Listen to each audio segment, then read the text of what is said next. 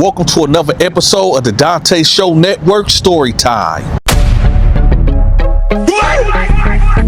Oh shit, here we go again.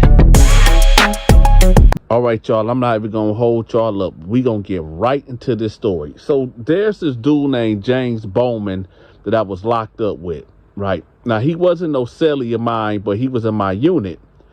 And he used to draw like the most beautiful things. He could draw a sunset. He can draw anything that you can imagine. This dude can draw really good. So I did business with him a couple times. You know, I had him draw Looney Tune pictures and things like that to send to my kids in the free world or whatever, right?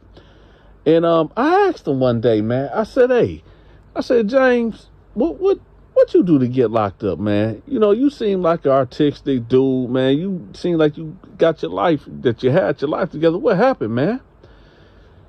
He said, well, you know, I was married. I had kids. You know, I was working in a plant, and one day I come home and my wife wasn't there no more. And she basically packed the kids up and they moved to Atlanta.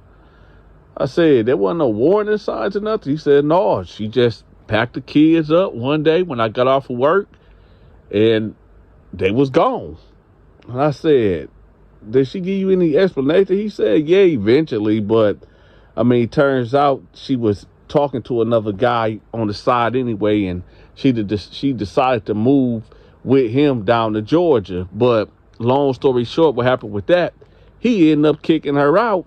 And she tried to come back with me, and I filed for divorce, and I ended up having to pay her alimony and child support. So that ended up breaking me. I said, dang, that's cold. I said, ain't this like a clause in marriage or something where if your spouse cheat on you, you don't have to pay out? He said, yeah, you would think that, but hey, I don't know. So I said, well, how did you get in here, man? He said, well, do you remember them challenges where, you know, you go to a restaurant and they have like the food challenges, like you finish make a sandwich in under 30 minutes and the food is free? I said, yeah, I heard about them things. He said, well, that's how I got locked up. I said, what, over a food challenge? He said, no, not necessarily. Come over here. Let's talk over here. I said, what's up? He said, well, I end up, after the divorce and everything, I don't know, maybe 2 years after divorce and all the alimony and child support payments, I got behind, and, you know, it's like they was taking so much of my money out of my checks. I just was like, man, forget it. It's like I'm working for nothing. I'm working for pennies. And, you know, my wife cheated on me. My kids don't respect me, and I just feel like, yo, it ain't no point of, you know, providing for them anymore, man. So I just quit. I stopped working, and I just started living on the streets. Now, I didn't turn to drugs or anything like that, but, you know, I just said, I'm just going to live off the streets, man. I'll be dang if I give my ex-family a penny of any of my money. I said, okay. So he said, so there was this bar that was around the corner from his house that he used to go to, and everybody knew him there or whatever. And he said, you know, he'd go in there, post up or whatever, but, you know, rightfully so, they realized that, you know, he was homeless after a while, and, you know, because he stinked and stuff like that, they told him, like, yo, you got to go, right? So he said, nevertheless, they end up indoctrinating a thing where if you eat like 5 stacked grilled cheese sandwiches in 5 minutes, the food is free. So he said that, you know, he went in there and asked to do the challenge, right? And they refused to serve it and told him, no, you're not a patron. You have to, you know, buy something. You know what I'm saying? Giving him the blow off, right? And he was like, but I've been coming here for years, so I can't, you know, do the challenge. They said, no, because we know what you're trying to do. You homeless and you just trying to eat for free. He was like, but that ain't what y'all rules say. So he said this white couple walked up, right? These two white women, I guess they was lesbians or whatever. They walked up and they was like, hey, we want to do the challenge. And they embraced them and said, yo, all right, come on over here. This is the rules. 5 grilled cheese sandwiches, 5 minutes. If you can do it, you win. If you can consume it all by 5 minutes, you win. If not, you got to pay. So he looking like, I thought, man, that ain't right. They didn't pay for nothing. So security told him, man, get out. Get out. So he said before they put hands on him to put him out, he just walked out. So he said he got to walking down the street. He was like, man, that's some bullshit, man. That's some straight up BS, man. So he said he just sitting there. So he said he go through this alley over there off of Barlow Street, right? The back part of Barlow Street, and I want to say 7 Mile. I'm not sure. I think it's 7 Mile and maybe 7 Mile in Gratiot or 7 Mile in Barlow. I'm not sure. Wherever alley right there by Hamburg, right? So he said he right there, and he like this drug addict, this drug addict woman that he known for a couple years off the street. She was right there, and she was eating a cheeseburger, and he was like, hey, let me get some of that. So she gave him some, and she was like, what's going on with you? He was like, man, these motherfuckers at this bar that I've been going to for all these years, man, they played me. She was like, how they play you? He was like, man, they got this challenge where if you could eat the food in 5 minutes, the food is free. And, you know, I've been giving this place my money for years, and they want to treat me like this because I'm homeless and all. That ain't cool, man. That didn't sit right with me. So she was like, well, you want to get some revenge on them? He was like, what you mean? She was like, well, I be pissing in these jars, right? And he said, come again, what you say? She said, I be peeing in these jars. Jars, y'all. These jars. These glasses of jars.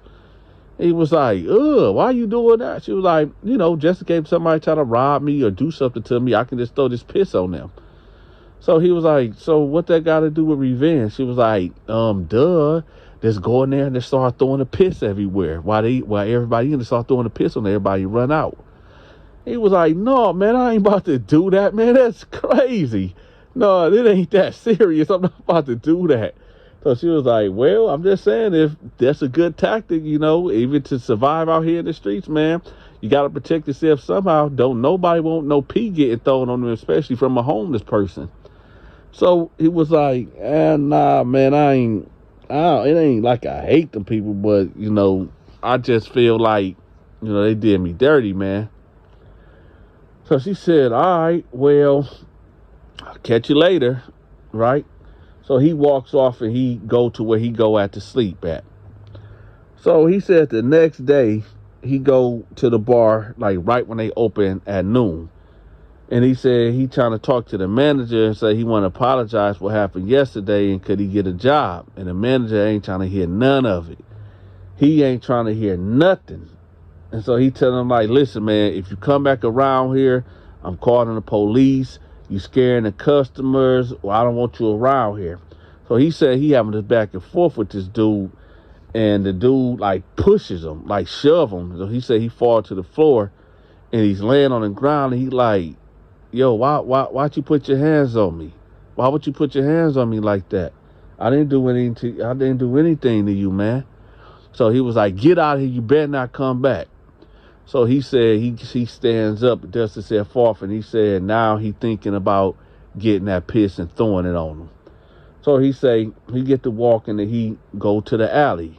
And he see the girl right there, you know, the woman that he was talking to about throwing the piss or whatever. Now she's over there with another guy, but this dude is a straight up drug addict. And word around Detroit is like this dude got hepatitis A, B, or C. One of them, right? He got one of them. We just don't know what it is, right? And this dude is a heroin shooter or whatever. And he played with them needles. So he said, what's up to the chick? And he said, what's up to the guy?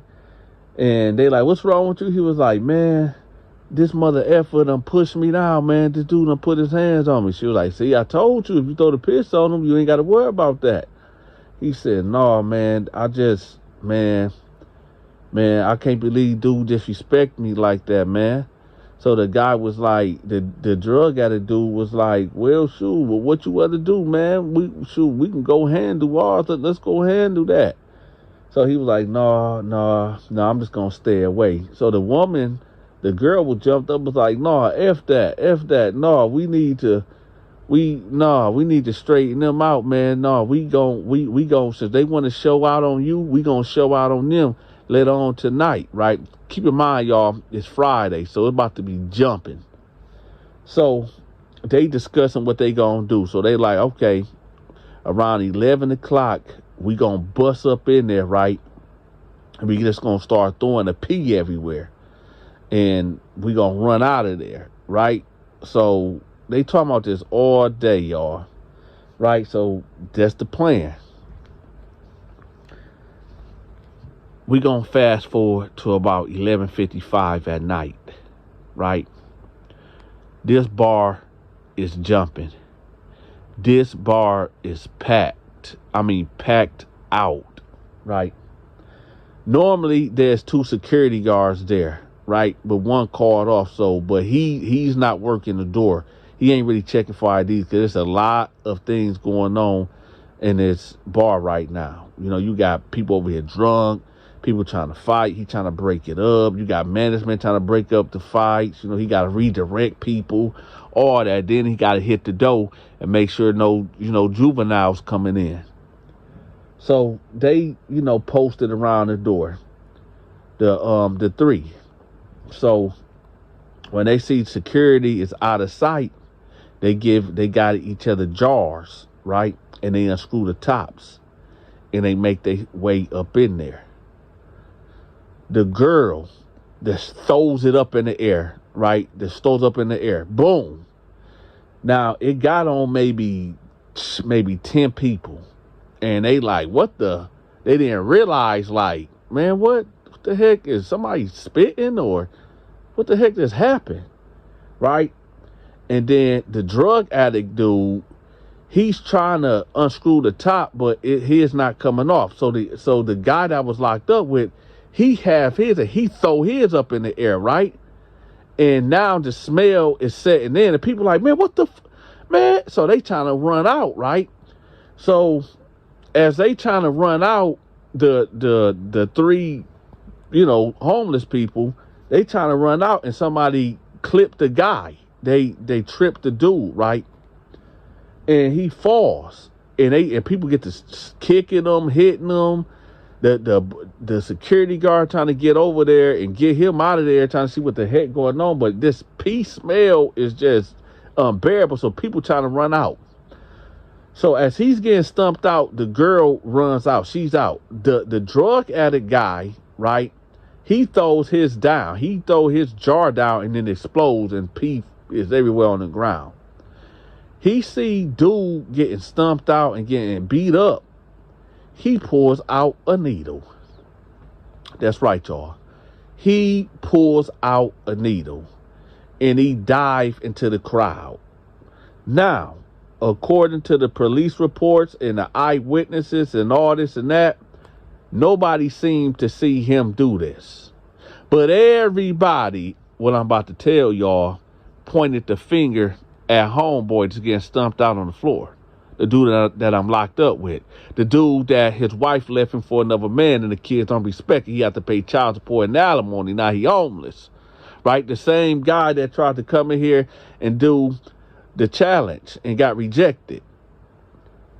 Now, eyewitnesses says that he pulled out a syringe and he got to poking at people. And people started bagging up and running out. And then the unthinkable happened.